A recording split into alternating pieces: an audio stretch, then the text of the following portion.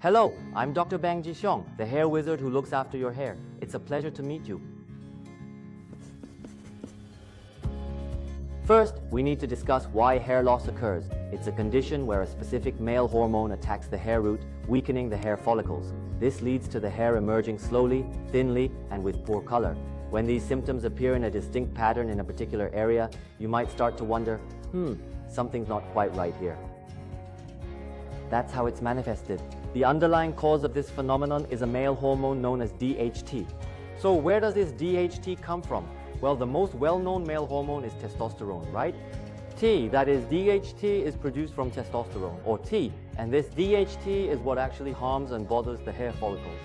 If DHT is the troublemaker, then the hair loss medication works by inhibiting its production within the body, ensuring less of this problematic hormone is created. When it comes to hair loss medications, there are two main components, finasteride and dutasteride. So these two are the primary ones. Finasteride and dutasteride work like a dam, effectively blocking the crucial process where testosterone transforms into DHT. For instance, if you had this much testosterone, it would make this much DHT. If you build a dam right here to stop the water from crossing, this side will decrease and this side will increase, right? It prevents transformation. That's hair loss medication. Although we say it suppresses the hormone, strictly speaking, it just changes the composition a bit inside your body. It doesn't turn you into a woman. A common misconception is that the medication leads to feminization or eliminates male hormones. You might feel like you're losing something, but that's not the case. That's not what happens, so you really don't need to worry too much. Dutasteride is a bit newer of a medication compared to finasteride. At first, I was quite hesitant to use it, to be honest, because while new things can be exciting, there's always the chance of side effects or other unpleasant symptoms emerging, isn't there? So we were cautious, but now, dutasteride has been around for quite a while, and clinically, when you compare them, it's slightly more effective, and the side effects are similarly almost non-existent.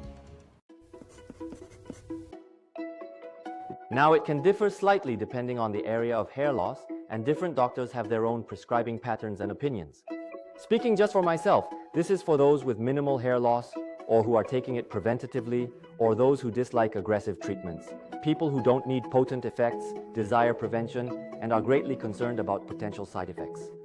For those people, I prescribe finasteride, because after all, the probability of side effects might be even slightly lower, and it's often said to be a bit safer. The one that causes less anxiety is finasteride. Dutasteride is for when the hair loss is clearly visible, or if the person needs to maintain a competitive appearance. And if the crown of the head, the cowlick, or the hair parting is thinning. If it's thinning, I recommend dutasteride first. Sometimes even men can experience a general thinning, similar to diffuse hair loss, where the entire inner scalp becomes thinner, like it's being hollowed out. In such scenarios, I frequently recommend dutasteride. Therefore, both finasteride and dutasteride hold significance and are beneficial medications to consider. However, given their slight differences, other doctors may offer varied explanations. But if you consult me, I'll provide that very explanation and prescription. Today, I've given you a brief overview of hair loss medication. So please give serious consideration to the medication, and then it would be good to begin. I'll explain everything in more detail next time. Thank you.